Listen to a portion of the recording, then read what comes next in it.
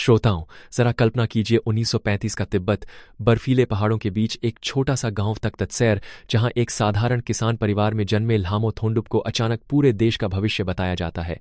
मेहमान जी, इस शुरुआती जीवन और पहचान की प्रक्रिया ने उनकी सोच और भावनाओं को कैसे ढाला? बहुत रोचक प्रश्न। 2 साल की उम्र में जब उन्हें 13वें दलाई लामा का पुनर्जन्म घोषित किया गया, तभी से उनके कंधों पर आध्यात्मिक जिम्मेदारी आ गई।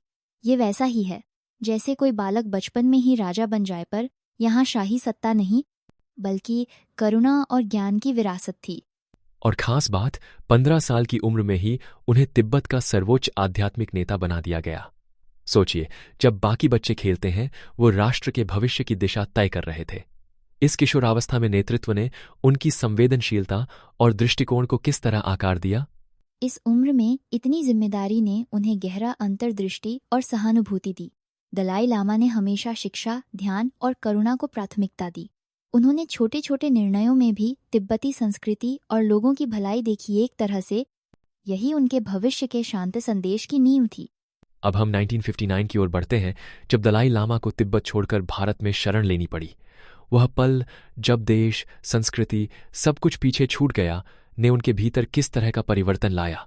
यह निर्वासन किसी भी सामान्य व्यक्ति के लिए दिल तोड़ देने वाला होता, पर दलाई लामा ने इसे करुणा और साहस की परीक्षा मान लिया। उन्होंने कभी हिंसा का रास्ता नहीं चुना। एक प्रसिद्ध उदाहरण है, अगर आप मदद नहीं कर सकते तो कम से कम दूसरों को चोट न पहुंचाएं। कई नेता अपनी सत्ता खोने पर आक्रोश और प्रतिशोध में डूब जाते हैं, पर दलाई लामा का दृष्टिकोण बिल्कुल उल्टा था। क्या आपको लगता है, अहिंसा की ये नीति व्यावहारिक थी या ये केवल आदर्शवाद था? इसे केवल आदर्शवाद कहना उनकी उपलब्धियों को कम आंकना होगा। गांधी जी की तरह दलाई लामा ने भी दिखाया कि असली शक्ति बंदूकों में नहीं, बल्कि दिल की करुणा में है। चीन के खिलाफ बिना हथियार के खड़े रहना उनके साहस और अडिग विश्वास का प्रमाण था। तो निर्वासन के बाद क्या दलाई लामा का प्रभाव सीमित हो गया, या उन्होंने एक नया वैश्विक मंच खोज लिया? 1979 में नोबेल शांति पुरस्कार मिलना क्या सिर्फ एक प्रतीक था, या कोई ठोस बदलाव लेकर आया? नोबेल पुरस्कार ने उनके संदेश को नई ऊंचाई दी। उन्होंने दुनिया के 66 से ज्यादा देशों की यात्रा की, हर जगह शांति, सह अस्तित्व और अहिंसा का प्रचार किया। एक रिपोर्ट के अनुसार दलाई लामा इफेक्ट से कई देशों की सरकारों ने अपने मानवाधिकार नीति में बदलाव किए। शांति के उनके संदेश का असर केवल राजनीति तक सीमित नहीं था। युवाओं, कलाकारों, वैज्ञानिकों ने भी उन्हें प्रेरणा माना। क्या आप कोई उदाहरण साझा कर सकते हैं जहां दलाई लामा की शिक्षाएं किसी समुदाय या व्यक्ति के जीवन में बड़ा बदलाव लाई हों? बिल्कुल, जैसे कि अमेरिकी छात्र समूह माइंडफुलनेस इन एजुकेशन ने दलाई लामा से प्रेरित होकर स्कूलों में ध्यान कार्यक्रम शुरू किए, जिससे बच्चों में तनाव 35% तक कम हुआ। ये दिखाता है कि उनका संदेश केवल भाषणों तक नहीं, बल्कि जीवन के हर क्षेत्र में असर डालता है। अब हम आते हैं उस हिस्से पर जिसका इंतजार हर श्रोता कर रहा है, दलाई लामा के 3 जीवन मंत्र। सबसे पहला, जहां भी संभव हो दयालु बनो। यह हमेशा संभव है। मेहमान जी, करुणा को दैनिक जीवन में लागू करना कितना व्यावहारिक है?